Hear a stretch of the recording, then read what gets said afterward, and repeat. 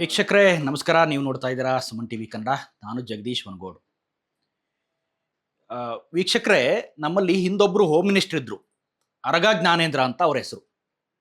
ಮೈಸೂರಲ್ಲಿ ಒಂದು ಪ್ರಕರಣ ಆಗಿತ್ತು, ರೇಪ್ ಕೇಸ್. ಅದು ಏನು ಸರ್ ರೇಪ್ ಆಗಿಬಿಟ್ಟಿದೆ ಅಂತ ಕೇಳಿದ್ರೆ ಅವ್ರು ಹೇಳ್ತಾರೆ, ಆ ಹುಡುಗಿ 7 ಗಂಟೆಗೆ ಅಲ್ಲಿ ಹೋಗಬಾರ್ದಿತ್ತು ಅಂತ.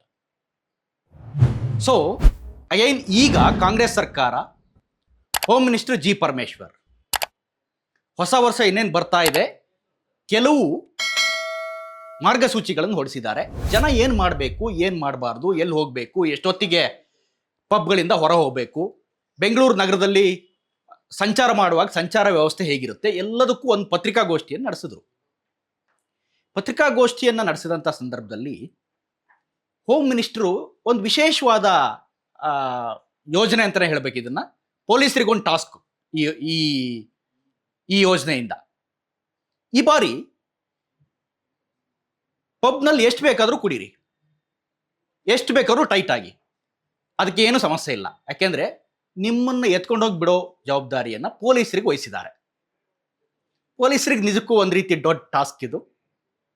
ಕುಡಿದವರನ್ನು ಮನೆಗೆ ಕರ್ಕೊಂಡು ಹೋಗಿ ಬಿಡೋ ಜವಾಬ್ದಾರಿ. ಅದಕ್ಕೋಸ್ಕರನೇ ಕೆಲವು ವಾಹನಗಳನ್ನು ಕೂಡ ಮೀಸಲಿಟ್ಟಿದ್ದಾರೆ.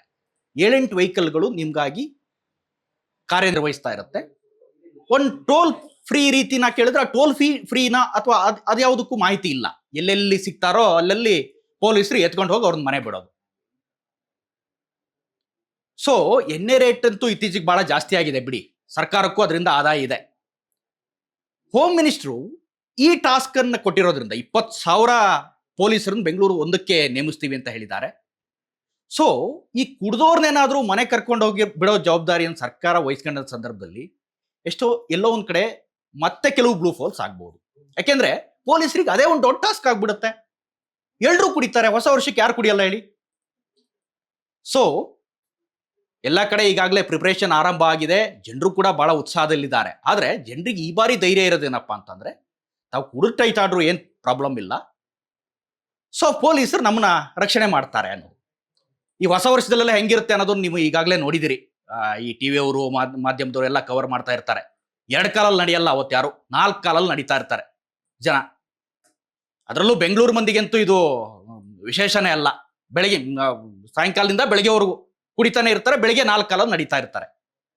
ಸೊ ಈ ಸಂದರ್ಭದಲ್ಲಿ ಹೋಮ್ ಮಿನಿಸ್ಟರ್ ಇಂಥ ಒಂದು ಹೇಳಿಕೆಯನ್ನು ಕೊಟ್ಟಿದ್ದಾರೆ. ಬಟ್ ಇದಕ್ಕೆ ಒಂದು ರೀತಿಯಲ್ಲಿ ಕ್ಲಾರಿಟಿ ಇಲ್ಲ. ಕಾರಣ ಏನಪ್ಪಾ ಅಂತಂದ್ರೆ, ಎಲ್ಲೋ ಬಿದ್ದವ್ರನ್ನ ಎತ್ಕೊಂಡು ಹೋಗಿಬಿಡೋ ಜವಾಬ್ದಾರಿ ಪೊಲೀಸರ ಮೇಲೆ ಇದೆ.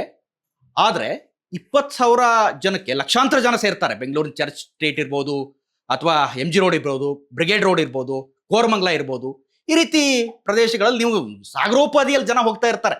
ಅಂದ್ರೆ ಏನ್ ಅವತ್ತು ಕೆಲಸ ಇಲ್ಲ, ಬರೀ ಹೋಗೋದು ಬರೋದು ಇದೇ ಕೆಲಸ. ಪಬ್ಗಳಲ್ಲಿ ಬೇಕಾದಂಗೆ ಕುಡಿಯೋದು, ಬೇಕಾದಂಗೆ ಬೀಳೋದು, ಮತ್ತೆ 4 ಕಾಲಲ್ಲಿ ನಡೆಯೋದು. ಸೊ ಈ ಕೆಲಸ ಮಾಡಿದ್ರೆ ತಪ್ಪೇನಿಲ್ಲ. ಯಾಕೆಂದ್ರೆ ಪೊಲೀಸರು ಕೂಡ ಸರ್ಕಾರದ ಭಾಗ ಕೆಲಸ ಮಾಡ್ತಾ ಇರೋದ್ರಿಂದ ಸೊ ಕ್ರೈಮ್ ಆದಂತ ಸಂದರ್ಭದಲ್ಲಿ ಹೆಣಗಳನ್ನೇ ಪೊಲೀಸರು ಎತ್ತಾಕ್ತಾರೆ. ಆದ್ರೆ ಇಲ್ಲಿ ಇದೊಂಥರ ಜೀವಂತ ಹೆಣಗಳು ಇವರು. ಕಾರಣ ಏನಪ್ಪಾ ಅಂತಂದ್ರೆ, ಕುಡಿದು ಬಿದ್ದಿದ್ದಾರೆ, ಏನಾಗ್ತಾ ಇದೆ ಅಂತ ಗೊತ್ತಾಗ್ತಾ ಇಲ್ಲ, ಏನ್ ಮಾಡ್ತಾ ಇದೀವಿ ಅನ್ನೋ ಪರಿಜ್ಞಾನ ಇಲ್ಲ. ಸೊ ಈ ಸಂದರ್ಭದಲ್ಲಿ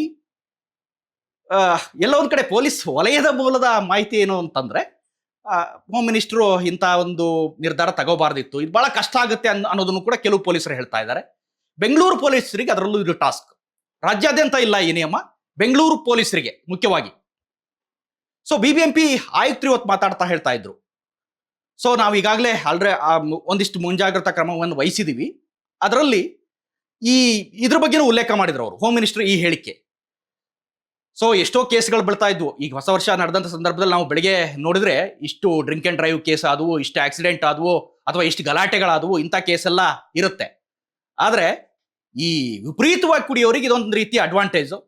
ಏನೋ ಸ್ವಲ್ಪ ಅಲ್ಪ ಕುಡ್ಕೊಂಡು ನಾನು ಆರಾಮಾಗಿ ಮನೆಗೆ ಸೇರ್ತೀನಪ್ಪ ಅಂದ್ಕೊಂಡವ್ರಿಗೆ ಅಂತ ಸಮಸ್ಯೆ ಏನಾಗ್ಲಿಕ್ಕಿಲ್ಲ. ಆದ್ರೆ ಇವ್ರನ್ನ ಎತ್ತಾಕೋ ಜವಾಬ್ದಾರಿ ಪೊಲೀಸರ ಮೇಲಿದೆ. ಒಂದು ಹುಷಾರಾಗಿರ್ಬೇಕು, ದೊಡ್ಡ ವ್ಯಕ್ತಿಗಳಿರ್ತೀರಿ, ಈ ರೀತಿ ಕುಡಿದ್ಬಿಟ್ಟು ನೀವೇನಾದ್ರೂ ಪೊಲೀಸರು ಎತ್ತಾಕ್ತಾರೆ ಅಂತ ನೀವು ಅನ್ಕೊಂಡು ಹೋಗ್ತಾ ಇದ್ರೆ, ಮಾಧ್ಯಮದ ಕಣ್ಣು ಕೂಡ ಕಾಣದೇ ಇರುವಂತೆ ನಿಮ್ಮ ಮೇಲೆ ಇರುತ್ತೆ. ಸೊ ನಾಳೆ ಮಾಧ್ಯಮದಲ್ಲಿ ನಿಮ್ಮ ಫೋಟೋ ಜಗಜ್ಜಾಹೀರಾಗುತ್ತೆ. ಸೊ ಪೊಲೀಸರು ಎತ್ತಾಕ್ತಾರೆ ಅನ್ನೋ ಧೈರ್ಯದಿಂದ ನೀವು ಜಾಸ್ತಿ ಕುಡಿಯೋಕೆ ಹೋಗ್ಬೇಡಿ. ಎಷ್ಟು ಬೇಕೋ ಅಷ್ಟು ಕುಡಿದು ಲಿಮಿಟ್ ಆಗಿದ್ದು ಮನೆಯನ್ನು ಸೇರ್ಕೊಳ್ಳಿ. ಇದಿಷ್ಟು ಈ ಕ್ಷಣದ ಅಪ್ಡೇಟ್ಸ್. ಇಂಥದ್ದೇ ಮತ್ತಷ್ಟು ಕಂಟೆಂಟ್ಗಾಗಿ ನೋಡ್ತಾ ಇರಿ ಸುಮನ್ ಟಿವಿ ಕನ್ನಡ. ಹಾಗೇನೆ ನೀವೇನಾದ್ರೂ ಚಾನಲ್ ಅನ್ನ ಸಬ್ಸ್ಕ್ರೈಬ್ ಮಾಡಿಲ್ಲ ಅಂತಂದ್ರೆ ಈ ಕೂಡಲೇ ಸಬ್ಸ್ಕ್ರೈಬ್ ಮಾಡಿ, ಶೇರ್ ಮಾಡಿ ಮತ್ತೆ ಲೈಕ್ ಮಾಡಿ.